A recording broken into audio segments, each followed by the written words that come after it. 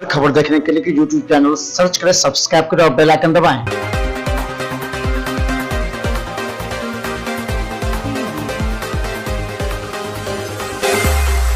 नमस्कार, बिहार मिथिला न्यूज में आपका स्वागत है। मैं मनोज। चर्चा है बिहार की राजनीति पर। बिहार की नई सरकार बनने के बाद से ही अब बिहार सरकार के इस गठबंधन पर एक बार फिर जंगल राज रिटर्न्स का आरोप लगने लगा है। हम बता दें कि अगर आपको कुछ दिन पहले की बात मालूम होगी तो आनंद सिंह के साथ रहने वाले, अनंत सिंह के काम देखने वाले कार्तिकेय सिंह जिन्हें बिहार का कानून मंत्री बनाया गया, उन पर आरोप लगना प्रारंभ हो गया है और उन पर मामला भी दर्ज था 2014 में। उसके बाद अगर कहें तो कानून मंत्री बनने के बाद वो सीधा जब शपथ लेने आए, इस बात की सूचना जैसे मीडिया को मिली, ये तूफान मच गया और विपक्ष आरोप लगाने में लग गया। हम बता दें कि जैसे ही सबसे पहले सरकार के गठन के बाद से इस बात के कयास लगाए जा रहे थे कि विपक्षी दल निश्चित तौर पर जंगल राज रिटर्न्स 2 का लेकर के एक बार फिर मामला गरमाएगा।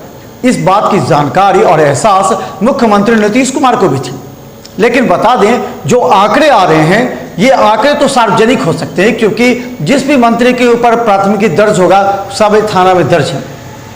इस तरह अगर बता दें कि राष्ट्रीय जनता दल के 16 में से 14 मंत्री पर मामले दर्ज हैं, थाने में मामले दर्ज हैं और केस चल रहा है, चाहे ये चुनाव से संबंधित मामला हो या फिर अगर सरकारी कार्य में बाधा देने का मामला हो, लेकिन इन लोगों पर मामला दर्ज है। कई पर तो गंभीर आरोप भी लगे हैं। तो दूसरी तरफ बता दें कि जनता दल यूनाइटेड से 11 मंत्री में से 3 मंत्री पर भी मामले दर्ज हैं, जिसे कहा जाता है कि इन लोगों पर मामला दर्ज है, जिनमें 2 तो दरभंगा से संबंधित रखे। इसके अलावा हम बता दें कि एक हम के हैं, उन पर भी मामला दर्ज है।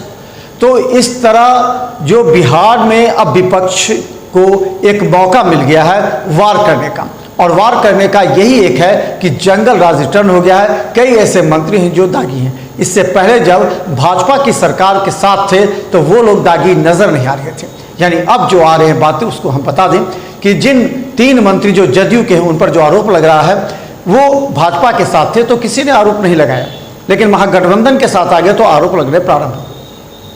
इसके अलावा हम बता दें कि मुख्यमंत्री नीतीश कुमार और लालू प्रसाद यादव की बैठक हुई थी।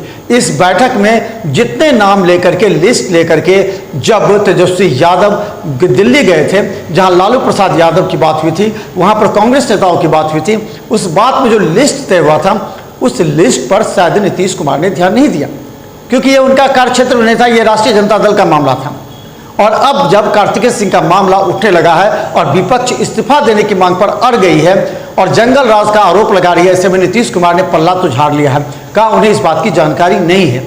हो भी सकती है कि उनकी जानकारी नहीं हो, लेकिन जो 31 मंत्रियों ने शपथ लिया है, ये बात सबसे बड़ी।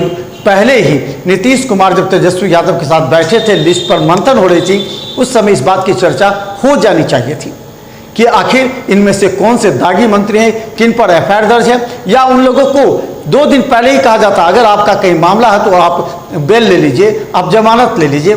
लेकिन इस बात को पूरी तरह दरकिनार कर कानून मंत्री जिन पर मामला दर्ज था 2014 में, और उन पर अगर कहें तो बस इसी महीने जो उन पर जो अपहरण से संबंधित मामले दर्ज थे, उसको लेकर के बेल उन्होंने नहीं करा, ये आरोप लगा रहे।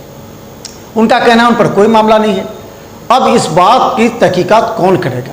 क्या जो गठबंधन महागठबंधन बना है उसका नैतिक दायित्व नहीं है कि वो अपने मंत्रियों के शपथ ग्रहण से पहले ही इस बात की जानकारी हासिल करे कि जिनको वो मंत्री बना रहे हैं उन पर पूरी तरह से जांच कर ले? क्योंकि ये नीतीश कुमार ने पहले ही कह दिया था, पहली बैठक जैसे उन्होंने सरकार बनाई, शपथ ली, उसके बाद जैसे वो कैबिनेट की बैठक में आए तो उन्होंने सीधा सबों से कहा था, जदयू आरजेडी नेताओं को, कि सामने जो विपक्ष है वो मजबूत है, वो आप पर आरोप लगा सकता है, आपको कटघरे में खड़ा कर सकता है। ये इसलिए तैयार रहना है, गांव-गांव जाइए, पंचायत में जाइए और ये बात की जानकारी दी। तो नीतीश कुमार जब ये बात कह सकते हैं कि विपक्ष मजबूत है, वो आरोप लगा सकता है, तो क्या नीतीश कुमार का ये दायित्व नहीं था कि जो फाइनल लिस्ट उनके पास आई है उस लिस्ट की जानकारी ले? क्योंकि आरोप तो लगना तय है और विपक्ष के पास एक ही मुद्दा है, वो है जंगल राज का, और जंगल राज को खुद नीतीश कुमार ने प्रोजेक्ट किया था। जो जंगल राज शब्द जो अगर कहीं पर लगा, किसी के द्वारा उठाया गया, तो पहले व्यक्ति है वो नीतीश कुमार। नीतीश कुमार ने राष्ट्रीय जनता दल पर जंगल राज का आरोप लगाया, अपहरण, लूट, डकैती का आरोप लगाया था। आज नीतीश कुमार उनके साथ हैं तो अब वो ज़्यादा सचेत तो नजर आते हैं, लेकिन आरोप एक बार लगना प्रारंभ हो गया। तो हम बता दें, सरकार बनने के साथ ही आरोप लगे हैं। दूसरी तरफ भारतीय जनता पार्टी की कोर कमेटी की बैठक दिल्ली में हो रही है, जिसमें हम कहें कि दरभंगा के भी सांसद और कई ऐसे विधायक हैं बिहार के जो वहां मौजूद हैं। कोर कमेटी में बैठक में कई बात का निर्णय हो रहा है और ये बात हो रही है कि किस तरह 35+ सीट इस बार लोकसभा में जीता जाए। तो हम आपको बता दें, भले ही मुख्यमंत्री नीतीश कुमार का मिशन 2024 हो, लेकिन तेजस्वी यादव का मिशन 2025 है। दोनों का अंतर समझिए। 2024 से ज्यादा मतलब तेजस्वी यादव को नहीं है और तेजस्वी यादव इस बात की सोच में लगे हैं कि कहीं फिर नीतीश जी एक बार पलट ना जाए, इसलिए वो इस बार भी लगे हैं कि किसी तरह 10 विधायक अगर उनके पास आ जाता है तो उनको पूर्ण बहुमत मिल जाएगी और वो अपनी सरकार बना सकते हैं। उस समय एक ही विकल्प बचता है, नीतीश कुमार बाहर से समर्थन देंगे। तो ये मामला हो सकता है 2024। तो तेजस्वी यादव के जो सूत्र हैं वो बताते हैं कि उनका मिशन 2024 नहीं है, 2025 है। हालांकि तेजस्वी यादव ने भी पीएम मटेरियल पर कुछ नहीं बोला है नीतीश कुमार के बारे में, ये कहा है कि आगे देखा जाएगा। तो अब सवाल ये है कि ये जो गठबंधन है वो किस आधार पर तय हुआ है, जबकि नीतीश कुमार ने कहा कि हमने पहले ही सारी कुछ बात कर ली है, उसके बाद ये गठबंधन तैयार किया गया।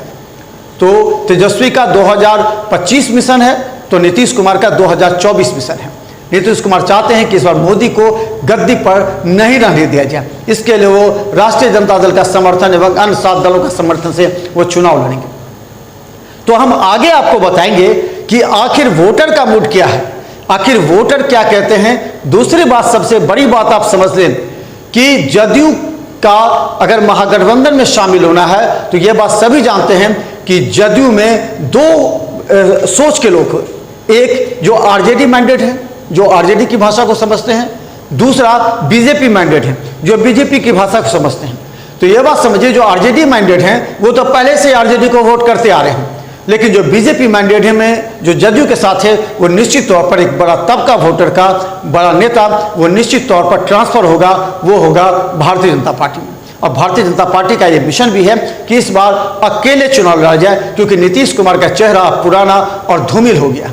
लेकिन ऐसे में बड़ी खबर आ रही है कि प्रशांत किशोर एक राजनीतिज्ञ हैं और वो मैनेजमेंट जानते हैं, वो जानते हैं कब किस ओर करवट लेते हुए राजनीति को एक नई दिशा दी जाए। तो ये बात चर्चा चल रही है कि प्रशांत किशोर अब भारतीय जनता पार्टी के साथ दे सकते हैं। अगर सूत्रों की माने तो 1-2 बार उन दोनों के बीच भाजपा और प्रशांत किशोर के कुछ लोगों के बीच बात भी चली है।